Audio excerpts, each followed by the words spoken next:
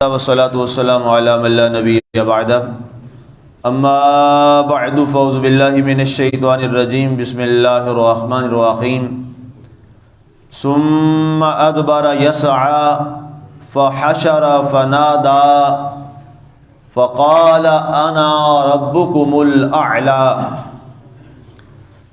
پھر پلٹا کوشش کرتے ہوئے، پس جمع کیا تو صدا بلند کی، پھر بولا میں تمہارا اعلیٰ رب ہوں۔ آج ہماری سورہ النازعات کی آیہ مبارکہ نمبر 24 تک کی تلاوت و ترجمہ کا شرف نصیب ہوا۔ سامعین، کل ہماری گفتگو چل رہی تھی آیہ مبارکہ نمبر 21 میں فَكَذَّبَ وَعَصَىٰ، کہ فرعون نے حضرت موسیٰ علیہ السلام کے احکامات کا انکار کیا، انہیں جھٹلا دیا اور نافرمانی پہ اتر آیا۔ اس کے بعد جب یہ معاملہ ہوا ثم ادبر یسعی، پھر اس کے بعد ایسا موسیٰ علیہ السلام سے وہ ڈرا جب موسیٰ علیہ السلام نے اپنی اللہ کی عطا کردہ بڑی نشانی دکھائی۔ اس میں نے ید بیضا کا کل ذکر کیا اور عصائے موسیٰ کا ذکر کیا کہ وہ اژدہا بن گیا اور وہ سارے ان کے سانپوں کو نگل گیا۔ جب اس نے یہ دیکھا تو قرآن فرماتا ہے ثم ادبر، جو ہی یہ معجزہ دیکھا موسیٰ علیہ السلام کا، فوراً پیٹ پھیری اور وہاں سے بھاگ نکلا۔ اب شکست خوردہ ہو گیا، موسیٰ علیہ السلام کا مقابلہ نہ کر سکا۔ باطل اور جھوٹ کی سب سے بڑی نشانی یہ ہوتی ہے کہ وہ میدان میں استقامت کے ساتھ نہیں ٹھہر سکتا۔ حق جو ہے وہ ہمیشہ میدان میں قائم رہتا ہے، میدان میں وہ کبھی بھاگ کر اپنی جان نہیں بچاتا، بلکہ حق جو ہے اس کے ساتھ خاص طور پہ اللہ تعالیٰ کی ایسی رحمت شامل ہوتی ہے کہ حق کے اندر خود بخود ایک جرت اور طاقت جو ہے وہ پیدا ہو جاتی ہے۔ ہر زمانے میں آپ مثال دیکھ لیں، جہاں جہاں معاملہ ہوا، چاہے حضرت ابراہیم علیہ السلام کا معاملہ دیکھ لیں، اس کا درس پہلے گزر چکا ہے کہ وہ سارے لوگ، پورا نمرود کی ساری ریاستی مشینری حضرت سیدنا ابراہیم علیہ السلام کے خلاف تعداد میں، معاملات میں، ہر حوالے میں آپ کے خلاف کھڑے ہو گئے، لیکن ان تمام کافروں اور ظالموں اور دشمنان اسلام، اس وقت دین جو تھا دین حنیف، اس کے مقابلے میں کھڑے ہو گئے تو سب کے درمیان ایک ہی ابراہیم حق کا جھنڈا لے کے کھڑا ہے اور ڈٹ کے کھڑا ہے۔ سبحان اللہ، سبحان اللہ، ایسے اس انداز میں ڈٹ کے کھڑے ہیں کہ آخری انہوں نے فیصلہ کیا، اور اس سے بڑھ کے اور کیا فیصلہ ہوتا ہے کہ اس کو آگ میں ڈال دو۔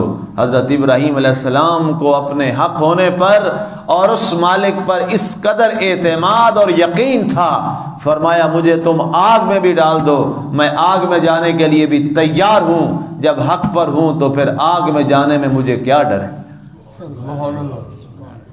یہ اصل میں قرآن میں مثالیں اس لیے ہیں امت مسلمہ کو سمجھانے کے لیے۔ آج تھوڑا سا کوئی معاملہ ہوتا ہے تو ہم حق کا پہلو چھوڑ دیتے، کہیں تھوڑا سا کوئی فائدہ ہوا حق کا پہلو چھوڑ دیا، کہیں سامنے تھوڑا سا کوئی طاقتور آ گیا تو حق کی آواز دبا لی۔ لوگوں میں جرت نہیں ہوتی حق کی بات کرنے کی کہ جناب سامنے کیا ہوتا ہے، دو تین باتیں ہی ہوتی ہیں، یا جناب سامنے والا جو ہے وہ بڑا ہے، ہمت والا ہے تو کہیں میرا نقصان نہ کر دے، یا یہ ہوتا ہے حق بولوں گا تو میرا تعلق نہ خراب ہو جائے، حق بولوں گا میری رشتہ داریاں نہ چلی جائیں۔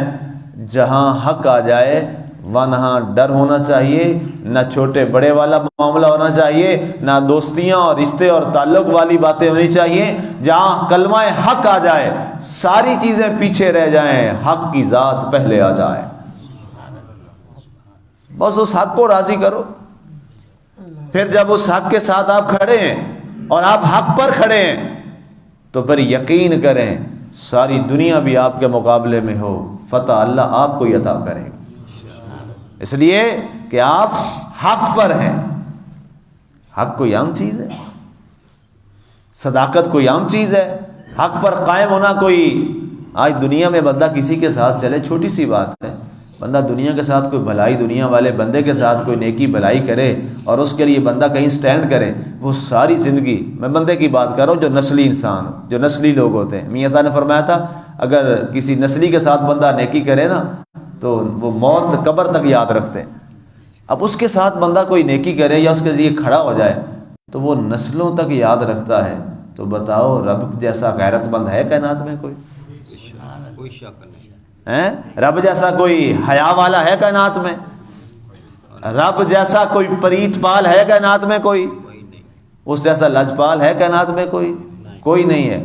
یہ کیسے ہو سکتا ہے بندوں کے لیے بندہ کھڑا ہو تو وہ نسلوں تک یاد رہے اور آپ کے ساتھ کھڑا ہو، اور بندہ اللہ کے لیے کھڑا ہو اور اللہ چھوڑ دے؟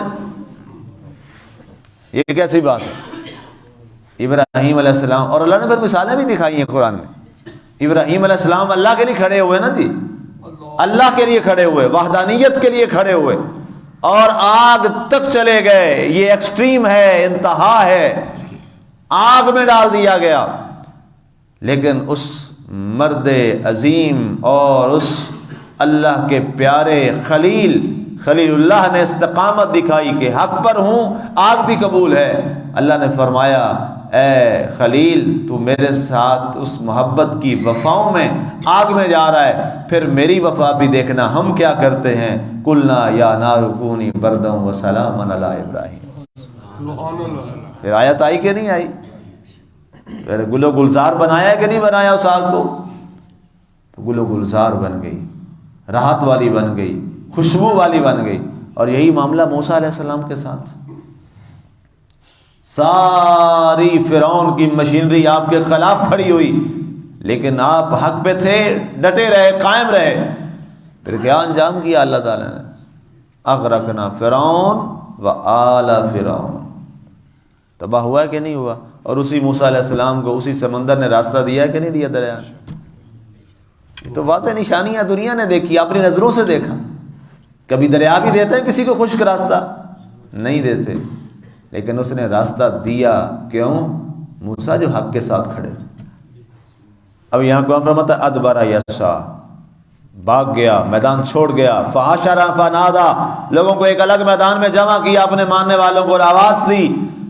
فقال انا ربکم الاعلی، فرعون بولا کہ میں تم میں سے سب کا نعوذ باللہ بڑا رب ہوں۔ استغفر اللہ، نقل کفر نباشد۔ اب یہاں پر مفسرین نے لکھا ہے کہ اس سے مراد وہ یہ دعویٰ نہیں کرتا تھا کہ آسمانوں کو میں نے پیدا کیا، زمینوں کو میں نے پیدا کیا، چیز کا خالق مالک، یہ وہ چیزیں نہیں، اس کو پتہ تھا۔ یہ محض ایک دیوانے کا جملہ تو ہو سکتا ہے، صاحب عقل و فراست تو یہ بات نہیں کر سکتا۔ انا ربکم الاعلی سے وہ یہ کہتا تھا کہ تم پر سب سے زیادہ احسانات میرے ہیں، میں تمہیں سب سے زیادہ عطا کرنے والا ہوں، دینے والا ہوں، مال، زر، چیزیں، سب کچھ، سہولیات۔ موسیٰ علیہ السلام کے پاس تمہیں دینے کے لیے کچھ کیا ہے؟ کچھ بھی نہیں ہے۔ اس کے ساتھ تو جاؤ گے تو آزمائشیں ہی آزمائشیں، میرے ساتھ آؤ گے تو تمہیں سامان تعیش بھی ملے گا، عیش و عشرت بھی ملے گی، تمہیں سامان دنیا بھی ملے گا، وافر اور فراوانی کے ساتھ سب کچھ ملے گا۔ موسیٰ علیہ السلام کے ساتھ جاؤ گے تو پتہ نہیں تمہیں کچھ ملے نہ ملے سوائے قربانیوں کے۔ تو اب یہ ایک بہت بڑا شیطان کی طرف سے ہتھیار ہے جو استعمال کیا جاتا ہے، اور یہی انسان کی سب سے بڑی آزمائش ہے۔ یاد رکھنا اللہ نے قرآن میں فرمایا 2 بڑی آزمائشیں ہیں، اور انسان ہمیشہ انہی 2 چیزوں کے ساتھ آزمایا جاتا ہے، اور اسی سے ہی وہ بہکتا ہے۔ جو ان 2 آزمائشوں میں کامیاب ہو جائے اسے مبارک ہو، وہ دنیا کا کامل ترین آدمی۔ وہ 2 آزمائشیں کیا ہیں؟ وہ اللہ نے قرآن میں بیان کی۔ اللہ فرماتا ہے انما اموالکم و اولادکم فتنہ، تمہارا مال اور تمہاری اولاد تمہارے لیے بڑی آزمائش ہے۔ آپ ذرا غور کیجئے گا میرے جملے پہ، بعد میں سارا دن آپ کے پاس ہوگا۔ انسان دنیا میں برائی ہی ان 2 چیزوں کی وجہ سے کرتا ہے، اور جب بہکتا ہے انہی 2 کی وجہ سے بہکتا ہے، یا اولاد کی محبت میں یا مال و دولت کی محبت میں۔ آپ دیکھ لیں پورا سارا دن یہ جو کرپشن کی کہانی چلتی ہے، یہ کس کے گرد گھومتی ہے؟ 2 چیزیں ہی ہیں نا، یا اولاد ہے یا مال ہے۔ مال کمائے، حلال کھائے، حرام کھائے، کہاں سے کس کو ٹیکا لگانا ہے، کہاں سے کس کو نچوڑنا ہے، مال کی محبت، میں نے کمایا ہے، اس کے بعد میری اولادوں میں یہ چیزیں بچ جائیں، میں اولاد کے لیے یہ کر جاؤں، حلال و حرام کی تمیز چھوڑے بغیر سب کچھ۔ آپ پورا سارے دن کا نظام دیکھ لیں، یہ دو چیزیں انسان کے لیے بڑی آزمائش ہے، بہت بڑی آزمائش ہے۔ یہ میں نہیں کہہ رہا، اللہ فرما رہا ہے قرآن میں، انما اموالکم و اولادکم فتنہ، مال اور اولاد جو ہے یہ تمہارے لیے بڑی آزمائش ہے۔ لوگ اولاد کی محبت میں بھائیوں کو چھوڑ دیتے، چھوڑ دیں کہ نہیں چھوڑتے؟ اولاد کی محبت میں سگے بھائی کو چھوڑ دیتے، اولاد کی محبت میں والدین کو چھوڑ دیتے، اولاد کی محبت میں رشتہ داروں کو چھوڑ دیتے، اولاد کی محبت میں نعوذ باللہ اللہ کو بھول جاتے ہیں۔ حقائق ہیں، یہ حقائق ہیں۔ اگر کوئی اولاد کی محبت میں رشوت لے رہا ہے، اس کی پراپرٹی اور اس کے لیے کہ جو اپنی اولاد کے لیے پراپرٹی چھوڑ کے جاؤں، تو بتائیے اس نے وہ برائی کس وجہ سے کی؟ اولاد کی وجہ سے۔ ایسے ہی ہے، آج آپ کے زمینوں کے ریونیو کے جا کے کیس اٹھا کے دیکھیں، سب سے زیادہ جو کیس ہیں وہ سگے بہن بھائیوں کے ہیں، دوسروں کے ساتھ نہیں، سگے بہن بھائیوں کے ساتھ۔ کس لیے؟ یہ والا جو مرلہ ہے نا، بھائی کی طرف نہ جائے، میری اولاد کو مل جائے۔ ایسے ہی ہے کہ نہیں ہے؟ تو جانتے ہوئے پتہ ہوتا ہے میرا حق نہیں ہے، لیکن حرام خوری کے لیے ڈٹا ہوا ہے۔ کس وجہ سے؟ اولاد کی محبت میں ساری وہ برائی کرائی۔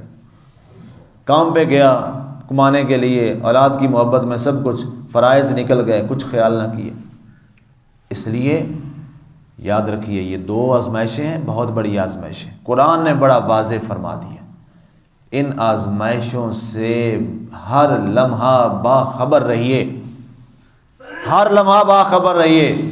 اس میں رنگینی آپ کو بڑی نظر آئے گی، اور شیطان ہمیشہ ہر چیز کو بڑا رنگین کر کے پیش کرتا ہے۔ ظاہر ہے اس نے اپنی طرف اٹریکٹ کرنے کے لیے یہ جاذبیت تو پیدا کرنی ہے، وہ یہ بناؤ سنگار سجاوٹ تو بنائے گا، لیکن ہم نے یہ عارضی ہے، اس کے بعد ختم ہو جائے گی۔ اصل حقیقی حسن و جمال تو میرے اللہ کا ہے، سبحان اللہ۔ حقیقی عاقبت تو اس کے پاس ہے، حقیقی مالک اور خالق تو وہ ذات ہے، ہم نے وہ کرنا ہے جس سے ہمارا مالک راضی ہے۔